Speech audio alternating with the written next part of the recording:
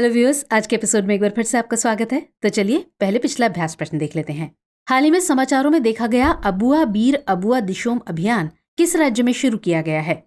Options थे असम, छत्तीसगढ़, झारखंड या फिर त्रिपुरा। तो इसका सही जवाब था ऑप्शन सी, झारखंड। चलिए अब इसका विश्लेषण देखते हैं। हाल ही में झारखंड के मुख्यमंत्री हेमंत सोरेन ने आदिवासी अधिकारों पर ध्यान केंद्रित करते हुए अबुआ बीर अबुआ दिशोम अभियान लॉन्च किया है। इसे वन अधिकार अधिनियम 2006 के तहत शुरू किया गया है। इस अभियान का लक्ष्य राज्य के वन क्षेत्रों में रहने वाले आदिवासी और स्वदेशी समुदायों के बीच बड़ी संख्या में वन पट्टे वितरित करना है। इसके तहत झारखंड में पहली बार भूमिहीनों को वन पट्टा देने के लिए व्यापक अभियान चलाया जाएगा। इस अभियान में जंगल में निवास करने वाले, जंगलों और जीव जंतुओं की रक्षा करने वाले लोगों को अधिकार देने की परिकल्पना की गई है, इसलिए विकल्प सी सही है। चलिए आज के सेशन का पहला सवाल देखते हैं। राज्य के राज्यपाल के संबंध में निम्नलिखित कथनों पर विचार कीजिए। कथन 1, वो विधेयक को राष्ट्रपति के विचार हेतु आरक्षित कर सकता है। और कथन 2, वो विधेयक को राज्य विधानमंडल को वापस नहीं कर सकता है। आपको बताना है कि इनमें से कौन से कथन सही है या सही है। ए केवल एक, बी केवल दो, सी एक और दो दोनों, या फिर डी ना तो एक और ना ही दो। तो इस सवाल का सही आंसर है ऑप्शन ए, केवल एक। हाल ही में सुप्रीम कोर्ट ने इस बात पर चिंता व्यक्त की कि विभिन्न राज्यों के राज्यपाल अपने संबंधित राज्य विधानसभाओं द्वारा पारित विधेयकों पर कार्रवाई करने से परहेज कर रहे हैं। जब कोई विधेयक विधायिका द्वारा पारित होने के बाद सहमति के लिए राज्यपाल के समक्ष प्रस्तुत किया जाता है तो उनके पास 4 विकल्प होते हैं। ये है, वो विधेयक पर सहमति दे सकता है, सहमति रोक सकता है, किसी विधेयक को राष्ट्रपति के विचार के लिए आरक्षित कर सकता है, इसलिए कथन 1 सही है, और विधेयक या विधेयक के कुछ प्रावधानों पर पुनर्विचार करने का अनुरोध करते हुए विधेयक को राज्य विधायिका को लौटा सकता है, इसलिए कथन 2 सही नहीं है। इस प्रकार विकल्प ए सही है। चलिए अगला प्रश्न। पेंशन भोगियों के लिए डिजिटल जीवन प्रमाण पत्र योजना किस मंत्रालय की एक पहल है? ए, स्वास्थ्य एवं परिवार कल्याण मंत्रालय, बी, वाणिज्य एवं उद्योग मंत्रालय, सी, कार्मिक मंत्रालय, या फिर डी, श्रम और रोजगार मंत्रालय। तो जवाब है ऑप्शन सी, कार्मिक मंत्रालय। डिजिटल जीवन प्रमाण पत्र के बारे में पेंशन भोगियों को जागरूक करने के लिए देश भर में 1 से 30 नवंबर 2023 तक एक राष्ट्रव्यापी अभियान चलाया जा रहा है। आपको बता दें कि पेंशन भोगियों के लिए डिजिटल जीवन प्रमाण पत्र योजना देश भर में केंद्र सरकार के पेंशन भोगियों के जीवन यापन में आसानी को बढ़ाने के लिए कार्मिक मंत्रालय की एक पहल है। इसे पेंशन भोगियों के लिए जीवन प्रमाण पत्र जमा करने की सुविधा को सरल बनाने के लिए वर्ष 2014 में शुरू किया गया था। ये योजना जीवन प्रमाण पत्र सुरक्षित करने की पूरी प्रक्रिया को डिजिटल बनाने पर अपना ध्यान केंद्रित करती है, इसलिए विकल्प सी सही है। व्यूअर्स, आगे बढ़ने से पहले आप सभी के लिए खुशखबरी है। दीपावली के शुभ अवसर पर टीम दृष्टि आपके लिए लेकर आई है सभी ऑनलाइन और पेन ड्राइव कोर्सेज पर 50% की विशेष छूट का उपहार। ये ऑफर 10 से 14 नवंबर तक उपलब्ध रहेगा। पूरी जानकारी के लिए आप डिस्क्रिप्शन में दिए लिंक पर क्लिक कर सकते हैं। साथ ही आप हमें 9311406441 नंबर पर कॉल भी कर सकते हैं या फिर डाउनलोड करें दृष्टि लर्निंग ऐप। चलिए अब अगला प्रश्न देखते हैं। ग्लोबल टीबी रिपोर्ट 2023 किसके द्वारा जारी की गई है?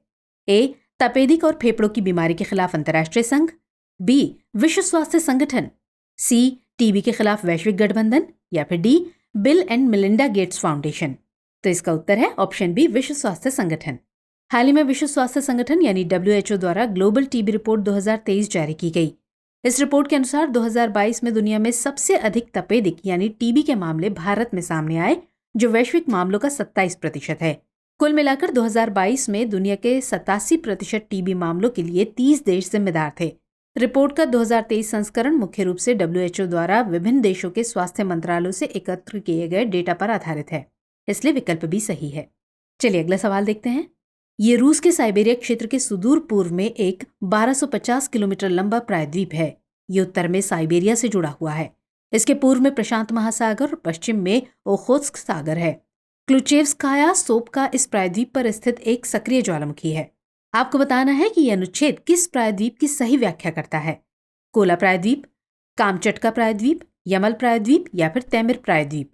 तो सही आंसर होगा ऑप्शन बी, कामचटका प्रायद्वीप। हाल ही में यूरेशिया का सबसे ऊंचा सक्रिय ज्वालामुखी क्लुचेवस्काया सोपका फट गया, जिससे वहां की हवा में काफी मात्रा में राख खुल गई। आपको बता दें कि क्लुचेवस्काया सोपका कामचटका प्रायद्वीप पर स्थित एक सक्रिय ज्वालामुखी है। वहीं कामचटका प्रायद्वीप रूस के साइबेरिया क्षेत्र के सुदूर पूर्व में एक 1250 किलोमीटर लंबा प्रायद्वीप है। ये दुनिया के सबसे बड़े प्रायद्वीपों में से एक है। ये उत्तर में साइबेरिया से जुड़ा हुआ है, जबकि इसके पूर्व में प्रशांत महासागर एवं बेरिंग सागर और पश्चिम में ओखोत्स्क सागर है। ये प्रायद्वीप अपने ज्वालामुखियों के लिए प्रसिद्ध है। तो इस तरह विकल्प भी सही उत्तर है। चलिए नेक्स्ट क्वेश्चन। भारतीय प्रतिस्पर्धा आयोग के संबंध में निम्नलिखित कथनों पर विचार कीजिए। कथन 1, ये एक वैधानिक निकाय है। कथन 2, इसमें एक अध्यक्ष और अधिकतम 6 सदस्य होते हैं। आपको बताना है कि इनमें से कौन से कथन सही है या सही है।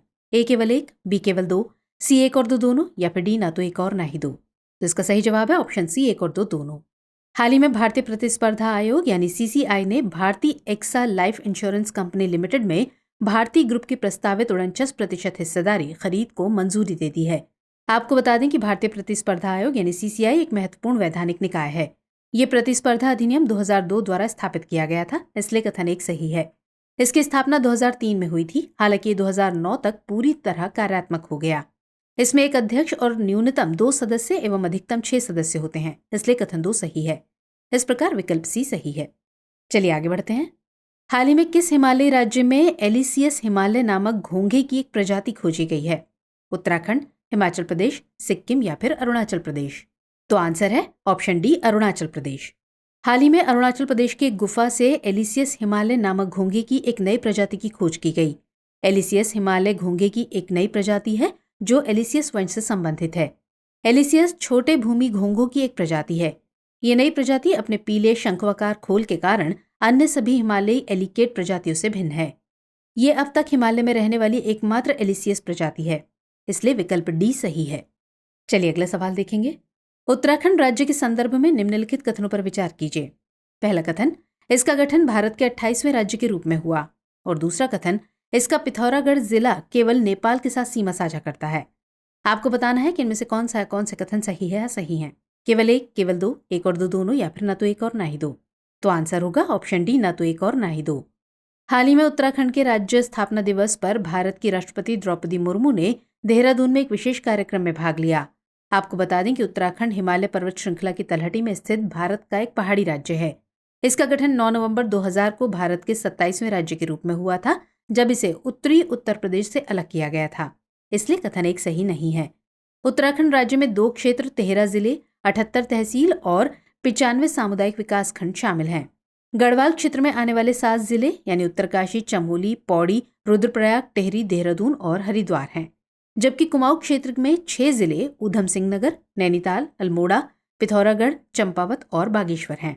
उत्तराखंड के उत्तरकाशी, चमोली और पिथौरागढ़ चीन, तिब्बत के साथ अंतर्राष्ट्रीय सीमा साझा करते हैं। वहीं पिथौरागढ़, चंपावत और ऊधम सिंह नगर नेपाल के साथ अंतर्राष्ट्रीय सीमा साझा करते हैं। इस तरह पिथौरागढ़ चीन और नेपाल के साथ अपनी सीमा साझा करता है, इसलिए कथन 2 सही नहीं है। इस प्रकार विकल्प डी सही उत्तर है। चलिए आगे बढ़ते हैं। कभी कभी समाचारों में देखा जाने वाला गिंडी या गुइंडी राष्ट्रीय उद्यान किस राज्य में स्थित है? उत्तर प्रदेश, उत्तराखंड, केरल या फिर तमिलनाडु? तो इसका सही आंसर है ऑप्शन डी, तमिलनाडु। हाल ही में सामने आई खबर के मुताबिक गिंडी राष्ट्रीय उद्यान काले हिरणों और पक्षियों से गुलजार हो गया है। गिंडी या गुइंडी राष्ट्रीय उद्यान भारत का 8वां सबसे छोटा और किसी शहर के अंदर स्थित प्रमुख राष्ट्रीय उद्यानों में से एक है। ये तमिलनाडु के चेन्नई महानगरीय क्षेत्र के मध्य में स्थित है। ये कोरोमंडल तट के उष्णकटिबंधीय शुष्क सदाबहार जंगलों के अंतिम अवशेषों में से एक है। यहाँ ब्लैक बक, टोडी बिल्ली, सिवेट बिल्ली, जंगली बिल्ली, पेंगोलिन, हेजहॉग, श्रू और ब्लैक नेब्ड खरगोश जैसे जीव जंतु देखने को मिल सकते हैं। इसमें उष्णकटिबंधीय शुष्क सदाबहार वन, झाड़ियां और कांटेदार वन पाए जाते हैं, इसलिए विकल्प डी सही है। चलिए अगला सवाल देखते हैं। निम्नलिखित में से किसके द्वारा हाल ही में अनुकूलन अंतराल रिपोर्ट जारी की गई है? विश्व आर्थिक मंच, संयुक्त राष्ट्र पर्यावरण कार्यक्रम, वैश्विक पर्यावरण सुविधा या फिर S&P ग्लोबल? तो जवाब होगा ऑप्शन बी, संयुक्त राष्ट्र पर्यावरण कार्यक्रम। हाल ही में संयुक्त राष्ट्र पर्यावरण कार्यक्रम यानी UNEP द्वारा अनुकूलन अंतर रिपोर्ट प्रकाशित की गई। अनुकूलन अंतर रिपोर्ट या अडेप्टेशन गैप रिपोर्ट UNEP की एक वार्षिक पब्लिकेशन है। इसे UNEP कोपेनहेगन जलवायु केंद्र यानी UNEP CCC और विश्व अनुकूलन विज्ञान कार्यक्रम यानी WASP द्वारा बनाया जाता है। ये उत्सर्जन गैप रिपोर्ट श्रृंखला की पूरक है और उत्सर्जन गैप को बंद करने में विफल रहने के निहितार्थों की पड़ताल करती है। इस रिपोर्ट का उद्देश्य अनुकूलन को आगे बढ़ाने के लिए राष्ट्रीय और अंतर्राष्ट्रीय प्रयासों को सूचित करना है, इसलिए विकल्प भी सही है। चलिए अब नोट कर लीजिए आज का अभ्यास प्रश्न। गंगा नदी डॉल्फिन के संदर्भ में निम्नलिखित कथनों पर विचार कीजिए। पहला कथन, इसकी आधिकारिक तौर पर खोज 1801 में की गई थी। और दूसरा कथन, ये केवल मीठे पानी में ही रह सकती है। आपको बताना है कि इनमें से कौन से कथन सही है या सही है। ऑप्शन है ए केवल 1, बी केवल 2, सी 1 और 2 दोनों, या फिर डी ना तो 1 और ना ही 2। तो सवाल का जवाब कमेंट सेक्शन में देना मत भूलिएगा। मुलाकात होगी अगले एपिसोड में, तब तक के लिए जय हिंद।